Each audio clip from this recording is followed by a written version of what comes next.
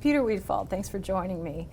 You've been Senior Vice President of Sales and Marketing at Sharp for just under a year now. That's right. Bring me up to speed. What's been going on with Sharp, and sort of what did you inherit when you stepped into that role? Sure. Well, there's a lot of very exciting things going on at Sharp right now. About a year ago, we were both in the TV business and the appliance business here in North America. And there was a company called Hisense, which is a global leader. And that global leading company is probably ranked number 3 worldwide as a manufacturer of television technology. And Sharp and Hisense got together and decided that we would do a royalty licensing deal. Okay. So that the Sharp brand will continue. You'll see Sharp TVs everywhere. Nice. New 4K TVs and so on. And we'll be in a licensee royalty agreement, and we're going to focus here now on appliances, all the types of appliances for the home. Excellent. So in your role, you're overseeing obviously sales and marketing.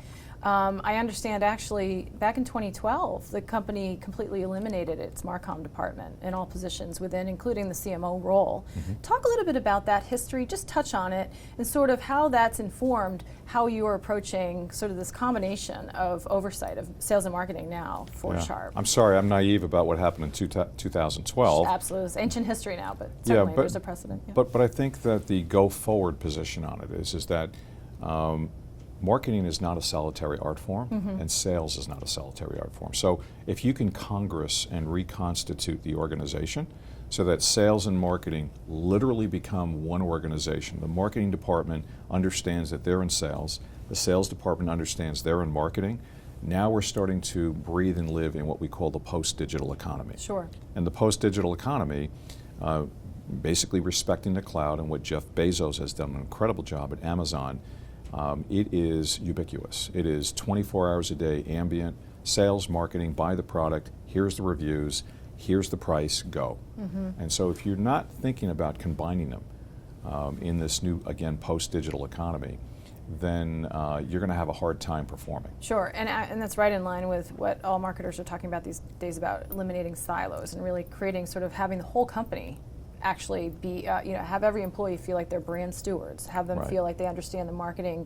So what we do is that we actually create the content, create where we want to go, what it should look like, what our benefits are, what our features are of that creative, figure out what disciplines that we want to actually articulate them or navigate them through, and then we get with the agency and we say, here it is, and then they take it and they do a checkup from the neck up, and they say, this looks great, but you should turn it this way or turn it that way, and we mollify it together, and then we go out fastidious and dauntless and go try to make the market. Is that sort of, do you feel like that is really the way that all marketers should be approaching it now, both on the B2B and on the B2C side?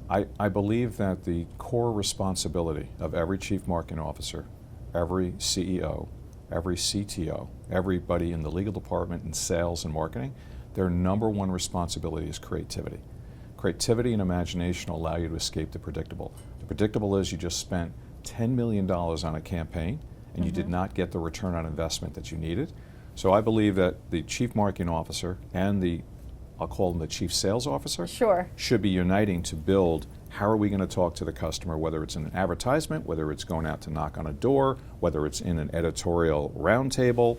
There needs to be that union. And if that union works ambient, 300 degrees, 360 degrees, you will be able to make a market and potentially take a market. Sure. Biggest brand challenge right now for Sharp in the consumer space, for example? Sure. So Sharp, number one, has a huge brand presence and a leadership presence known on the stilts of high quality, best of breed products, first to market. We also just won the Clavis Research Report, which is a report that went out to the entire internet. It's been published, and we were ranked as the number one best microwave product in terms of volume, in terms of look and feel, in terms of customer reviews, in terms of completeness. So the brand is very, very strong and very pervasive, and it's been around a long time.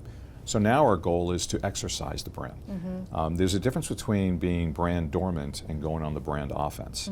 We are moving now towards the brand offense. The goal for any great marketer and great brand would be to drive and polarize it. All the way to the right is brand infatuation, all the way to the left is brand evaporation.